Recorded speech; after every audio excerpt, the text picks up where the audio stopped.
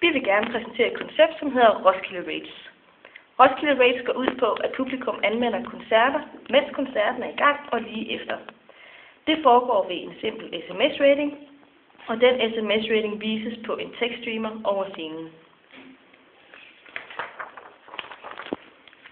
Så er vi i gang. Vi er ved Roskilde Festivalen. Der er publikum, der er en scene med et band, og over scenen er der en tekststreamer, og det kan godt være den tekststreamer, som allerede er ved nogle af scenerne på Roskilde. Inden koncerten går i gang, kan man på tekststreameren se send en sms med en karakter fra 1 til 10 til 1231, eller hvor fedt synes du bandet er. Og så kan man sætte et tal til 1231, og tallene vises heroppe på streameren. Indimellem vil man også kunne se et gennemsnit, et RR, Roskilde Rate, på f.eks. her 9,1. Altså, Thomas er til en koncert. Han synes sgu egentlig, det er meget fedt.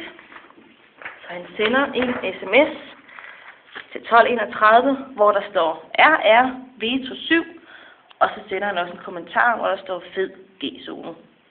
Altså guitar-solo. Den her sms ryger over i en database, som sender tallet videre til tekststreameren. Databasen opsamler også, hvornår sms'en er blevet sendt, og kommentarerne. Et andet sted på Roskilde, der er Louise. Louise, hun står til Beastie Boys-koncerten og synes egentlig, det er okay, men hun vil også bare gerne have sit veto.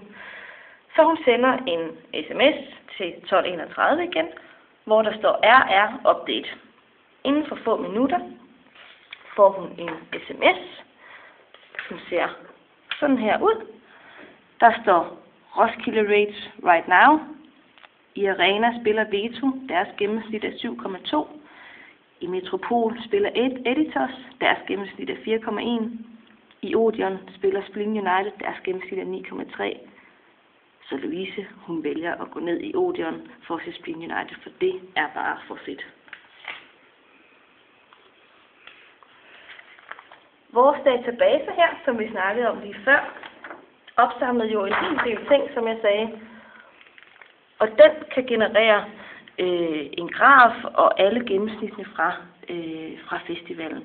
Så vi kan lave en hjemmeside som med Roskilde Rates, hvor man kan se alle bandsnes karakterer, deres gennemsnit.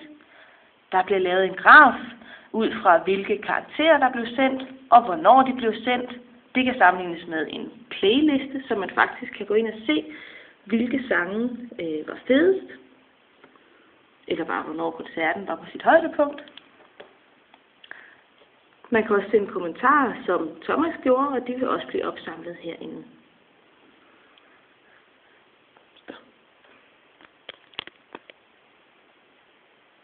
Elementer fra denne hjemmeside, for eksempel grafen her, den kan vises på andres hjemmesider.